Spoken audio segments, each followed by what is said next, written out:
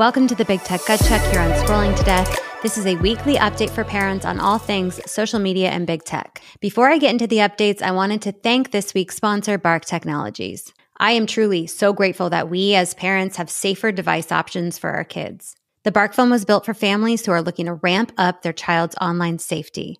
It has parental controls built in and allows us to manage their entire digital experience super easily.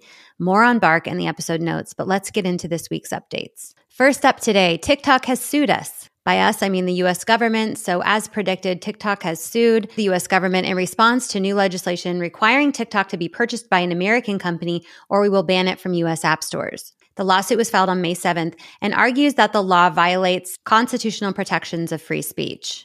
This move is strategic. It will push back the enforcement of the law, potentially years while we go through the legal process. And in the meantime, TikTok can continue to serve harmful content to kids. It was actually revealed this week that TikTok's policy literally says it cannot comply with the divestment requirement, which is to sell to an American company, because the Chinese government would not permit a divestment. So that just proves again that the Chinese government does have influence over what happens at TikTok, which reinforces the whole need for the law. Here's TikTok's quote regarding the lawsuit. For the first time in history, Congress has enacted a law that subjects a single named speech platform to a permanent nationwide ban and bars every American from participating in a unique online community with more than 1 billion people worldwide. TikTok, I don't really know what you mean by named speech platform, but if you're trying to imply that you're a third-party message board that doesn't influence the free speech of your users, then what about all the suicide content that you pushed to Mason Edens when he wasn't looking for it and then he took his own life? What about all the body image and eating disorder content that you pushed to teenagers, which one study showed was happening every 39 seconds? And what about all the deadly challenge videos that are being pushed to children, causing them to try the challenge and die? On behalf of parents, we don't want your harmful platform in the hands of our kids. Stop wasting our taxpayer dollars and suing our government. The law has passed. It's done. Or how about this? Duplicate the TikTok platform that exists in China and is offered to Chinese children. Our children deserve the same respect that your children do. In China, the TikTok product is only available for minors for 40 minutes a day, and they cannot use it between the hours of 10 p.m. and 6 a.m. And all the content is strictly educational. Can we get that version of TikTok for American children, not the deadly version? Okay, moving on.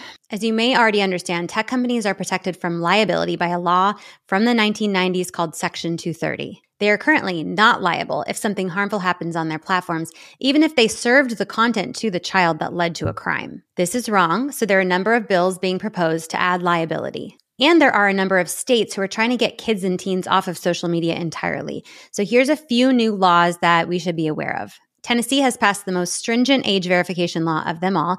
Governor Bill Lee just passed a law called Protecting Children from Social Media Act. It restricts all minors from accessing social media without parental permission. Meaning if you're not 18, you have to get your parents' permission to sign up for social media. So in Tennessee, social media companies have until January 1st of next year to come up with a plan to verify the parental permission piece. It won't just be the click of a button. Likely it'll be uploading an ID or some kind of document verification. So in Florida, Senator Cruz passed the Kids Off Social Media Act, which bans kids under 14 from having their own social media accounts. And 14 and 15-year-olds do need to get parent permission as well. In Georgia, they passed the Protecting Georgia's Children on Social Media Act, requiring parental consent for users under 16. Louisiana, Arkansas, Texas, Utah have all passed laws requiring parental consent for children to use social media, though in Arkansas, a federal judge blocked enforcement of the law. This is going to get confusing, with every state implementing different laws and the social media companies servicing each state. Wouldn't we prefer a nationwide rule? It seems like that would be easier for the tech companies to implement as well. So if we simply started with verifying ages so that under 13s are not allowed on the platform, that would help a ton. But what about 16 with parental permission? 18? Please let me know your thoughts.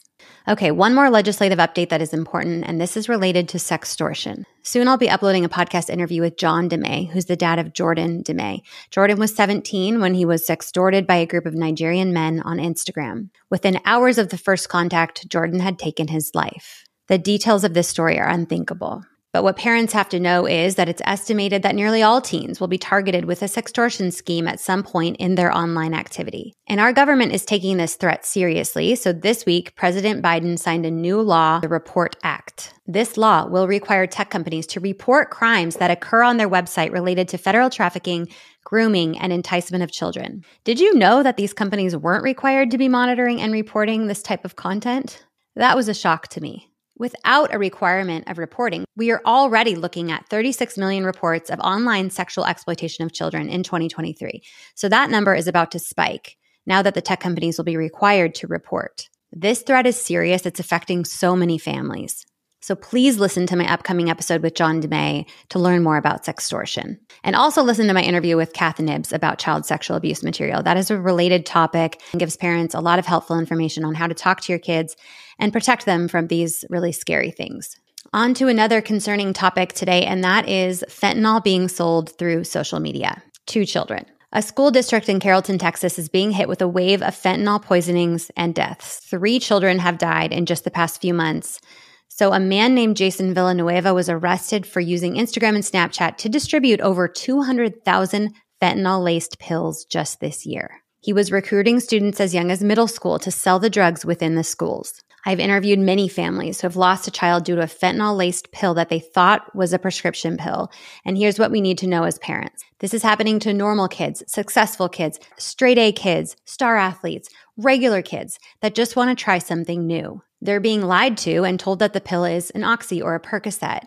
DEA agents are telling parents that these pills do not have any active ingredients and they are nearly always laced with fentanyl, sometimes a deadly dose. The fake pills are being sold on social media, primarily Snapchat.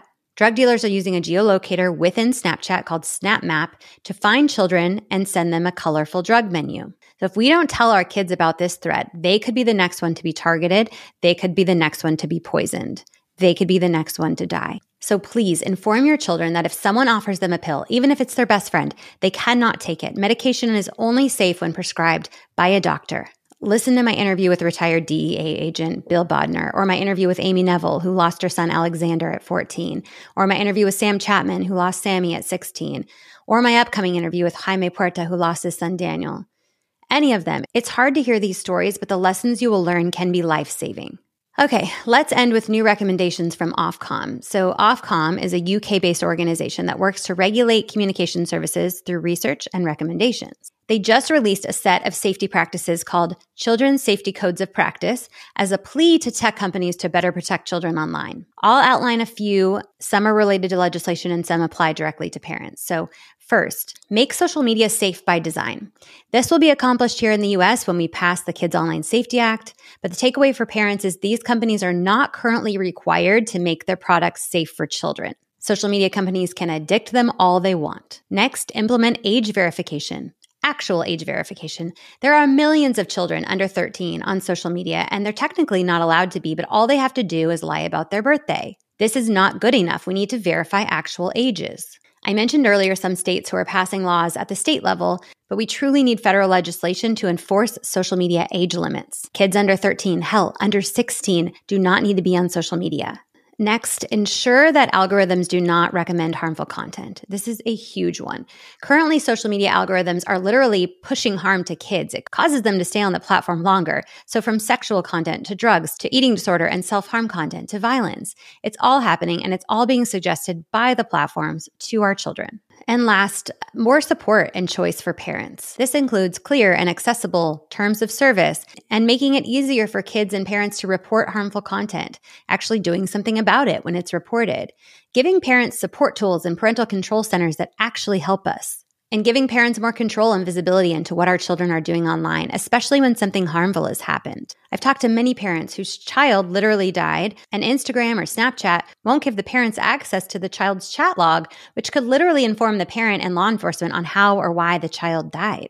Thank you to Ofcom for these recommendations. I hope that the U.S. government passes similar legislation to what they have in the UK and do something to protect our kids online. I think that's enough for today. I can always keep going on these updates. Thank you guys. Seriously, it's so important for parents to get educated on these topics so that we can stay ahead of the harms, protect our kids from something serious happening to them online. Our job is hard, and sometimes I reflect on how easy our parents had it, only having to worry about literal stranger danger with not a worry in the world about what we could be doing online. But here we are. So let's stay connected and let's stay informed, and I'll do everything I can to help. Thank you for listening in to this week's Big Tech Gut Check here on Scrolling to Death. I'll be in touch next week.